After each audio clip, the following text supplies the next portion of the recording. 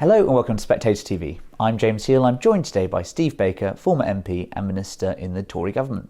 Now, Steve, it's been about 4 days since Thursday night's election. Talk us about your memories of that election night and what's happened since then. Is it only 4 days? It does feel longer already.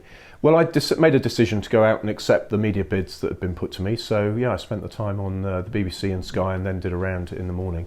But, yeah, it was obvious we'd lost very badly and therefore clearly a very difficult night. Half my voters stayed at home. Yes. What can you do? I was going to ask the first question. I mean, you went on holiday for part of the campaign. Do you regret that? No, absolutely not. My chairman really sort of sent me.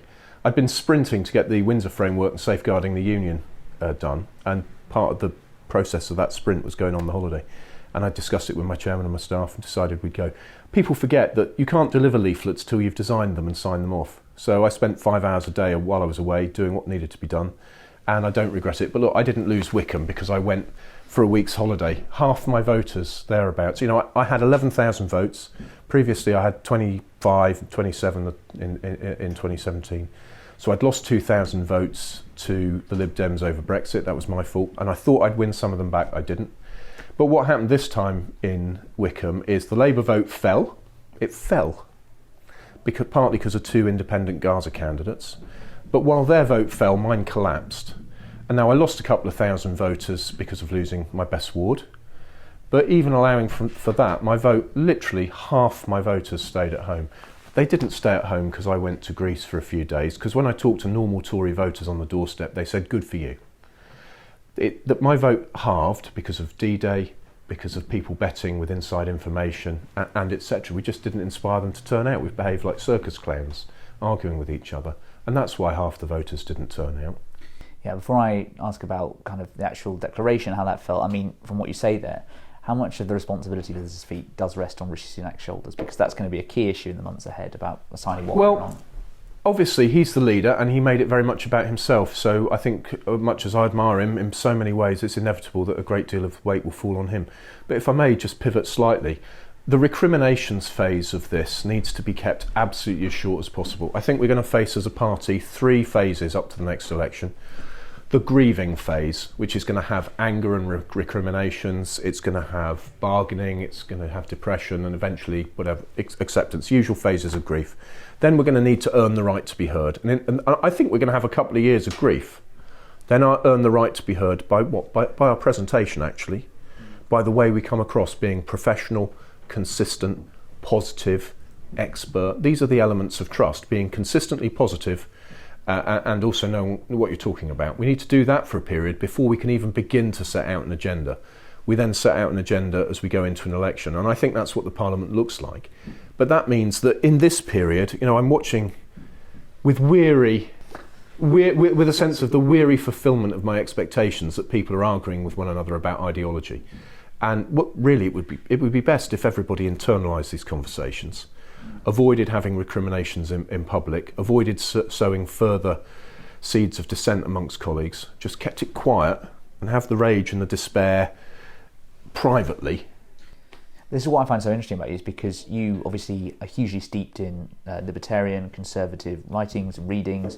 You have a libertarian book club. You know the ideology inside out, and yet you're stressing, of course, kind of the absence of ideology to a certain extent, which is kind of a second-tier concern to working well as good colleagues together and actually functioning as a proper political party. Yes, there's only one thread that is common throughout the phases of my career, and that is practical leadership. I was a Royal Air Force engineer officer. That's leadership from my early 20s.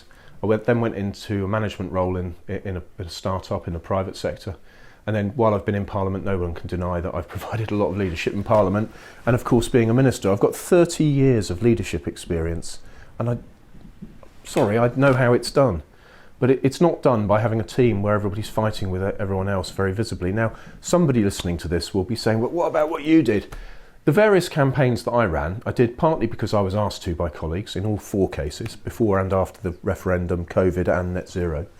And they were very focused on policy. We made the arguments about policy. We weren't trying to have a vitriolic argument over the leadership. It was about, well, if Theresa May if that deal goes through, the Tory party will be destroyed and torn in two. We would have had this outcome, but in front of Jeremy Corbyn, and etc. And the main outworking of my Brexit work was an 80-seat majority for Boris Johnson. So I know people might attack me for what I've said, but I'm very conscious I've led big divisions in the Tory party, but I'm afraid I do think that what I did was necessary, but it was focused on policy, not persons, and it wasn't focused on people indulging their desire to be the leader. I mean, in the last couple of hours, actually, we've seen Suella done a speech at National Conservative Conference in America, and she's come out and rebuffed some of the criticism from Robert Jenrick's kind of alleged supporters, and saying that he's actually traditionally from the left of the party and was a Remainer. I mean, how do you kind of... Honestly, what's the point? What's the point, and who's the audience for this? And she also made some remarks about LGBT. Yeah. And it's like, who's this impressing?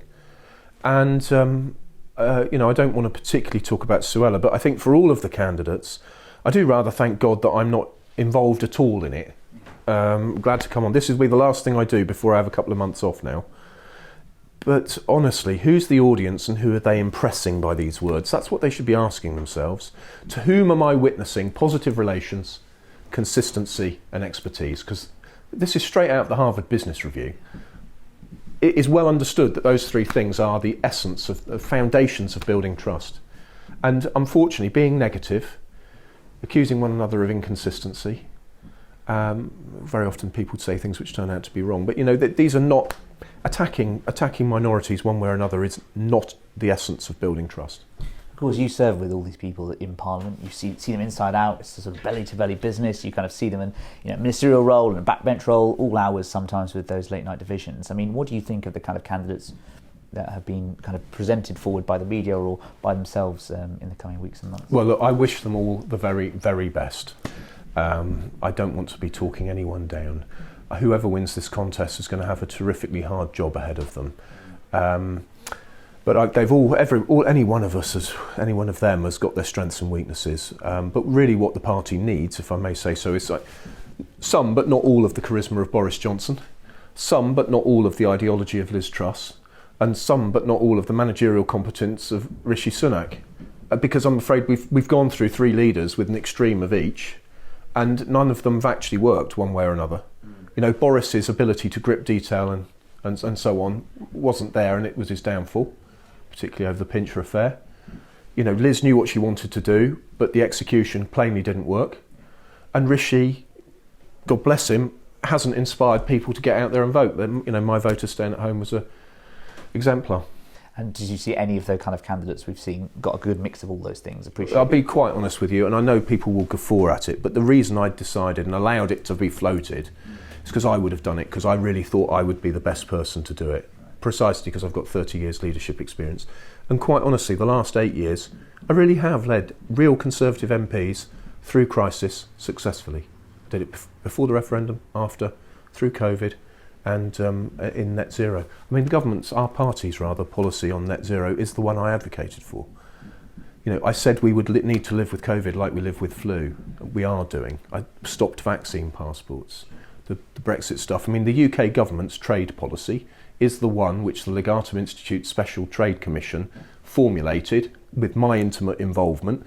I socialised it with a wide range of ministers and then rebelled in the House of Commons to make it possible to deliver it. That is the UK government's trade policy. So I think when I say to MPs, as I have done, even as late as this morning, I said to one, if I'd won my seat, I would have been coming up to you and saying, 8 years I've been leading this party through crisis, and they, just like you are, they all know it. And then I can say, and you know what my leadership feels like, it's gentle and easy. Why? Because I only lead you where you want to go. And I'm afraid for me, for 30 years of doing it, the essence of leadership is pretty easy. But our party's still stuck in this old model that we're an absolute monarchy moderated by regicide. The old saying was, that's us, and the Liberals are an absolute democracy moderated by nothing. But what we need is a leader who really understands leadership, and whichever one of them does it, they better start showing very, very quickly that they know how to inspire members of Parliament to work collegiately in private instead of with antipathy in public, which is what we're getting at the moment. And the shorter this period of fighting each other, the better. And you don't see that from any of the current ones like Kemi Badenoch or Robert Jenrick? Or... I'll be really honest, I have not really paid minute attention over the last few days. People can probably tell, I would have liked to have won and gone on. and I would have put myself forward and had a good go at it. And I think I'd identified a route to success. But all that was not my destiny. I've lost. So I've now got to come to terms with it. Honestly, I'm quite glad the whole business is behind me. I'm quite glad the next 5 or 10 years of my life is not going to be party politics in Parliament. And I rejoice that I'm free of it all.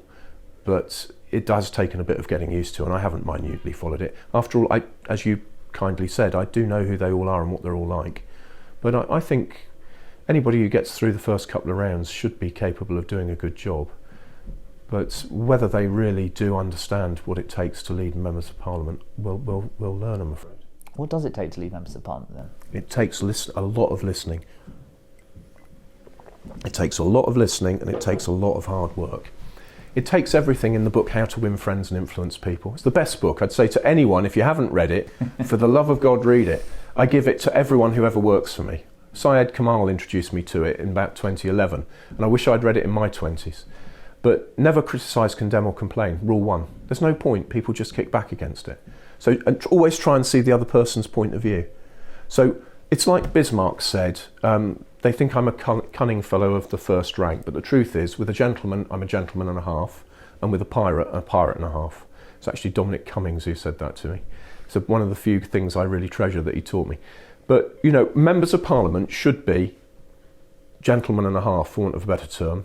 They should be living out how to win friends and influence people the majority of the time. But then when they've got to go into a fight, then it's pirate and a half time. And, well, I know how to do that too. But it's much better to stay on the gentleman and a half territory. Well, the tragedy of the Tory party, I think, seems to be the other way around right now, which is that they've been gentlemen with their opponents and sort of pirates to each other. And it's ridiculous. But what are our opponents doing? I mean, they're manoeuvring to our right, and yet they're very, very happy in number 10, I'm sure, for us to keep saying that they're hard left. But then on housing, they're going to build the houses that young people need, and young people are therefore going to vote for them. They're going to put the pylons across the countryside to do net zero. They're going to use the private sector to get waiting lists down. A whole range of things which we might have done. But, you know, we're going to look ridiculous when we automatically oppose the house building and automatically oppose increasing privatisation in the NHS. And it's going to be tragic if that happens. What we should be doing is every time Labour move to the free market right, we should be giving them the kiss of death, saying, that's great, do what they do to like us. Cameron did in 2005 with the Blair reforms on education, welcoming it. Yeah, we welcome what you've done. Yeah. That's a great move. We're 100%, well, we're 100% with you as far as you've gone, you could go further. Yeah. And then it's a kiss of death strategy, because at the moment what they get is they move to the right for its own sake, because they want to. They move to the right because it gets the left to criticise them, which makes them look more moderate to moderate voters. And thirdly, they humiliate us. It's classic Blairite playbook. So what you have to do, as you say, as David Cameron did, you take what they're giving and say, well, you could go further, but we're going to vote for that with you. And then you start splitting their party on the left. And then you not only get what we should be wanting, like using the private sector to get waiting lists down, but you also start fragmenting the Labour Party and exposing their own divisions. What do you make of this argument that basically Starmer's government will be basically of the blob and for the blob? You're someone who knows Whitehall, you've been a minister yourself, you talk about kind of the frustrations of dealing with civil servants sometimes and kind of what officialdom is like. What would your advice be to kind of any reform-minded minister going into that? Well, there's a lot in what you've just said. I don't think I've been critical of officials. Not personally, but the system. But the system is categorically different to business. Business is driven by prices, profit and loss, crucially loss when things go wrong. And the state is not, it's driven by rule following. But crucially, officials, like everybody else, are good people who go to work every day wanting to do an excellent job and be thanked and appreciated for it. Again, how to win friends and influence people. So whenever I meet officials, it's always delighted to be here. I know you come to work to do a good job. And my role as a minister is to get the most out of you so that you can really know you've done something important, interesting, and hopefully fun. Because it ought to be fun coming to work. It is work, they do have to pay us, but let's make it important, interesting, fun. And the way that officials react is amazing. So what the real problem is with the civil service, I'm afraid, is ministers. Too many ministers aren't interested in their brief. They wanted a different job. They turn up and they're not really interested in the detail, or they don't do their box, or they do their box but they take a paper box, which in the 21st century, it's inexcusable the amount of effort it takes private offices to do a paper box when they need to they could do an electronic one. And I'm afraid too many ministers are not good enough at being ministers. They don't know what they want, they don't know how to treat people, they're not sufficiently directive, they're not sufficiently expert and positive and all that. So I think if one were to ask any officials that I've actually worked with, they liked working with me. Why? Because I knew what I wanted and I treated them well. In the end, officials want to deliver what ministers ask for. And this is the crucial difference between Labour and us. It's not that they're for the blob of the blob, it's that they do believe in government. I mean, I'm a libertarian, I don't really believe in government, but I do believe in people. And what I think Liz did wrong is she turned up, she kept cutting across the grain. If you turn up to power telling everyone they've been doing it wrong forever, there's going to be animosity before you start. What Labour are doing, look at Wes Streeting arriving into the Department of Health. They know that he's been to Singapore to look at their health system. They know he's going to introduce private provision, further private provision in the NHS. Of course they do, they're not fools. But look at the warmth with which he was greeted. Why? It's very, very simple. Same reason Boris was a success. He likes them. And one of the things we've got, this is why I said trust is built first on positive relationships, second on consistency, so people can expect, they can only trust you if they know what they can expect from you, and third on professional expertise. What's happening here is Tory MPs don't look trustworthy because they're not positive. And every minister should go, every Tory frontbencher should be planning to go into to be a minister, expecting officials to want to do what they say. Because it's true, that is what they live for. Yeah, get by. Yeah, civil servants see ministers as the customer and they wish to serve. And they should be respected for it. All the officials I've worked have been for Freudian slip, all the officials I've worked with have always been really talented people who deserve respect. But they are there to serve ministers. So we can't have, I've got one individual in mind in particular, but he held a brief for a long time that he absolutely detested. And inevitably the brief went nowhere. But what's worse is when the minister doesn't know what to do, officials somehow have to cover up for it. And then that puts them in a bind.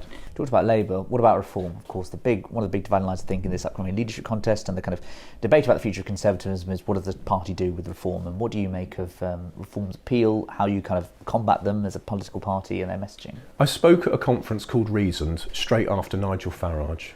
It was slightly unfortunate. I arrived at the back side to the side, not knowing he was speaking, and the back of the room all looked at me instead of him. So that possibly spoiled it a bit for him. But in most of his speech, the thing I really noted was he was parading what I call the curse of easy answers, which is the essence of populism. The suggestion on any issue, stopping the boats, whatever it might be, was that all this would be easy if only the Tories would try. And of course that's not true. We like success. We like getting re-elected because we've been successful. And therefore we would solve all the problems if they were easy. Because of course we would. The reason that the problems haven't been solved is because they're very, very difficult, wicked problems. And this is the single biggest problem with Nigel Farage. I'm actually really looking forward to him and his colleagues, they're probably doing it even now, arriving into the House of Commons and discovering just how irrelevant to parliamentary proceedings 5 MPs are. Nobody's been talking about Plaid Cymru over the last 8 years. And Nigel will get lots of coverage for his speeches, but he won't matter a hill of beans in the division lobbies. But conversely, you as a single MP were able to have quite a lot of influence over the past 10 years. Because I worked within the Conservative Party, because I gave colleagues what they wanted. Dan Hannan and Matthew Elliott, they challenged me to set up Conservatives for Britain. Colleagues wanted Conservatives for Britain. I gave it to them good and hard. And they got what they wanted. It's servant leadership, and I'm afraid Tory MPs don't like servant leadership. They like to be told what to do and then whine about it. And that's not a good way to lead. What I do is I turn up and I serve you and try and make sure you get what you want. What I'm actually doing is making sure that what you want is what I want. Yes. But we don't have to talk about that. I'll just make sure that you all get what you want. So I did that. Then colleagues made me the chair of the ERG, and what they wanted was to leave the European Union into a free trade agreement, and that's what I gave them. And it's hard, but and COVID as well. So I was in a room and colleagues just impressed on me that somebody had to organise something. So I gave in and did it. And Nigel Lawson asked me to do COVID recovery group. But the point I'm making is that members of Parliament can be led within Parliament if you're within the party. What Nigel Farage can't do is stand up in the House of Commons, having set out to destroy the Conservative Party, stand up in the House of Commons and condemning the Conservative Party, and then expect to be welcome within it. And in terms of what you said about leadership there, I mean, you said before you were kind of considering, you mooted a bid. I would have done it if I'd won. Were colleagues asking that? They weren't asking me to do it, but what I would say is every single MP that I've spoken to and said, what I said, rehearsed with you, 8 years, I've been leading Tory MPs through crisis to success. And you know I can do it. They all nod along and they all said yes, they'd support me. Looking back the past 14 years, what have been your personal highlights and lowlights from that time? Personal highlights. To be honest, trying to find just a light moment. There's been plenty of laughs. I mean, one of the several things I might do is write a sitcom called The Constituency, because every time we found ourselves laughing, we wrote down why. And I can't. This is a family show. So one of the guys came to see me. The police were after him because he'd stolen a firearm from a man who wanted to kill him because he'd been making a certain kind of movie with the guy's girlfriend. And also the police were after him because he was dealing drugs, and he's now in prison. But he came to see me because he wanted me to get the police off his back. And, you just couldn't make it up. And I don't feel too bad sharing that anecdote because, as I say, he's now convicted.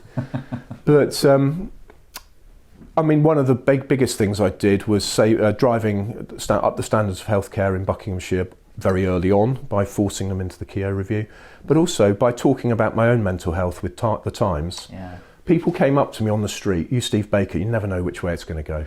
But I had several people, the mask slipped of looking normal. You could see the anguish and the despair suddenly in their faces, shake me by the hand and say, you saved my life.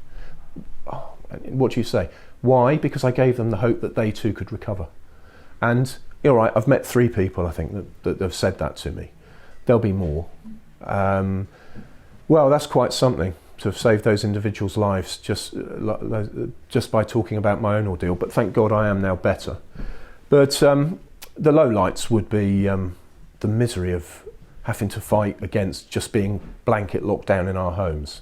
I mean, that was the worst. The rule of law was thrown out of the window. I mean, the Prime Minister made a speech saying, you're locked down in your homes, and the police started enforcing it before the law had been passed. That's outrageous. And yet, not only did it happen, the Attorney General at the time did nothing about it. Do you remember who the Attorney General was at the time? Remind me. Oh, well, she might run for the leadership. Suella Braverman, wasn't it? Yeah, and I spoke with her about it, and she just wanted to let people get on with it. But how on earth did it fall to an aerospace and software engineer to be out there defending the rule of law? You might well ask. Just 2 final questions, then, Steve. I mean, tell me about how it feels on the election night when you have that kind of rejection, and then, actually, what was that interview like with George Osborne at Balls? How it felt like, well, I felt really sorry for my team. Look, for me, this was a win-win. If I'd won the election, I would have gone on and tried to do the best I could. But losing the election, honestly, as people can probably tell you, as you've said, I'm a libertarian. I don't really believe in government. And, I'm free now. I don't have to... still want to guard my words to try and make sure that we're a success as a Conservative Party and for the nation. Yeah. But I'm quite glad to be free of it. I mean, we've got 1,466 cases open in Wickham. They're all serious cases because the easy ones we closed. And those people need help. And, I'm glad to help them, but I'm not going to pretend that it's not a burden lifted off my shoulders and my team's. I feel very sad for my staff losing their jobs. That's awful because they don't deserve it and they love their work. But for me personally, I've got my life back, and that's great. So on the night, obviously it felt quite draining and emotional, but for me, as I say, win-win. At one point, I broke off and hugged my wife, and we embraced, and we were rejoicing because I said we're free, and she was saying, yeah, we're free. My wife and I were rejoicing that I had lost. Yeah, people don't realise what it's like being an MP, and I'm not complaining. It's just it is what it is. But in the 21st century, when people not only have email, but expect you to reply on Messenger on Facebook, the level of abuse you get and all that, I'm just better off without it. All credit to those who are continuing. But the other thing you asked me was, the George Osborne thing. So I went on GMB, and they hadn't told me I was on with George and Ed.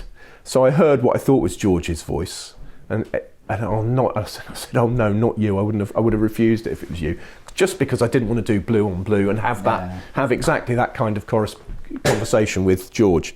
But it was Ed. He is as bad, which I said. But then I'm afraid my blood was up, and actually I'm relieved that the interview came over as well as it did, given that my blood was up with the pair of them.